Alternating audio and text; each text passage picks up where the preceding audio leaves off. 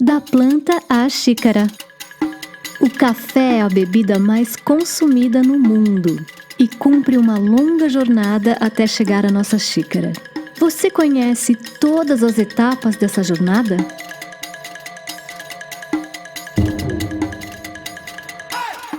Plantio.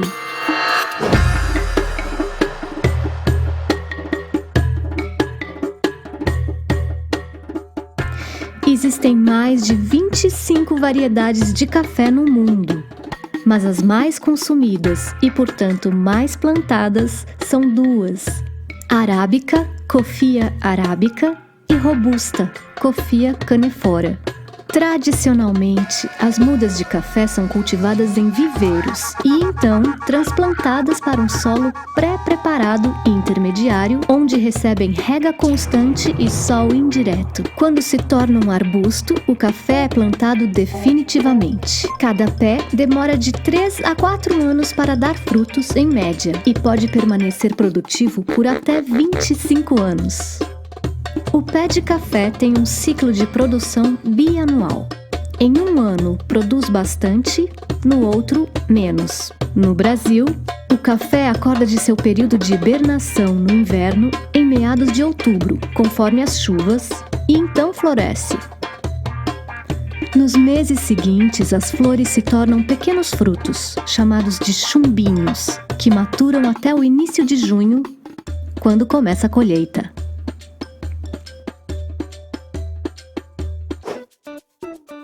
Colheita.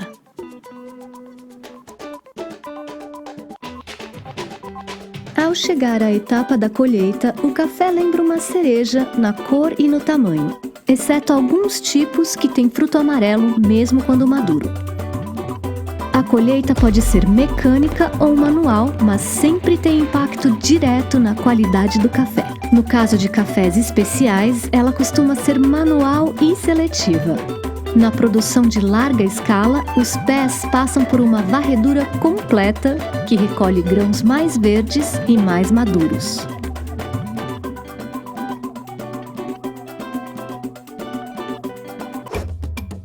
Beneficiamento.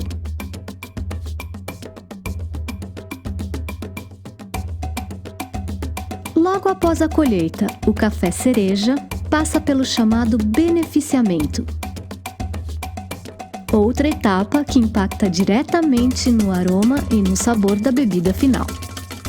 Atualmente, coexistem 2 métodos de beneficiamento. A secagem é tradicional, a seco, natural. O café é colocado ao sol em terreiros ou redes e revirado por semanas para que seque por igual, fermentando lentamente. A etapa final do processo, quando o fruto é despolpado e descascado, é feita de forma mecânica. O grão de café descascado pode seguir 2 caminhos. Em geral, passa diretamente para a secagem em terreiro ou secador sem fermentação. Nesse caso, é chamado ao final de cereja descascada. Ou pode ser imerso em uma grande piscina de água, onde fica por 12 a 48 horas para fermentar e soltar fragmentos do fruto aderidos ao grão. É o chamado método úmido, que dá origem ao café lavado, base da produção de café descafeinado. Secagem e armazenagem.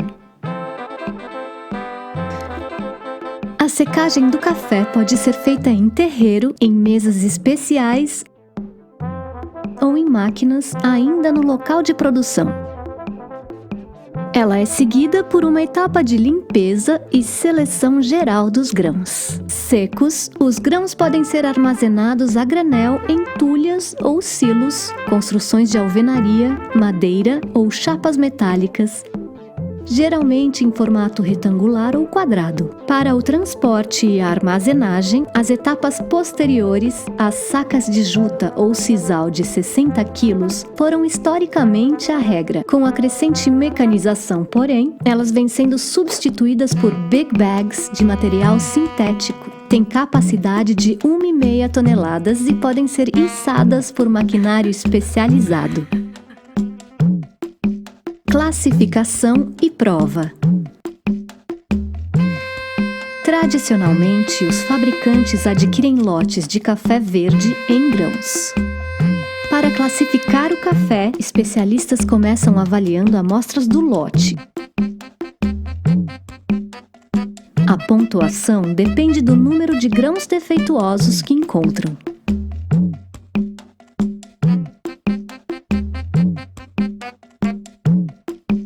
Na etapa seguinte de avaliação da qualidade, são torrados pequenos lotes para que profissionais altamente qualificados façam provas de sabor, determinando características como acidez, sabor e aroma. Esse processo é chamado de cupping, e o provador profissional é chamado de cupper.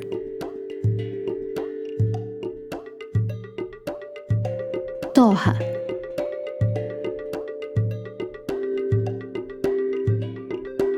A torra é a primeira etapa do preparo do grão de café para o consumo. Ela pode ser manual ou mecanizada.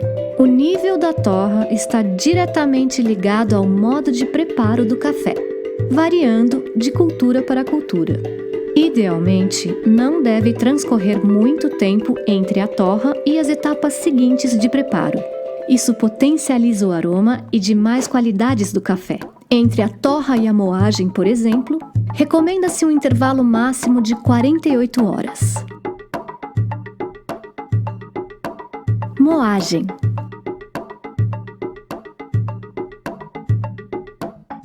Assim como a torra, a moagem do café depende do método de preparo. A moagem pulverizada, muito fina, é utilizada para o café turco. A moagem fina, para o expresso, a média, para o café coado, e a grossa, para a cafeteira italiana e prensa francesa.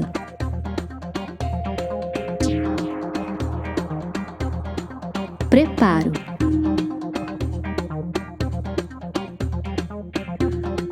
Há tantas maneiras de preparar café quanto culturas que fizeram dele um hábito fundamental ao redor do mundo.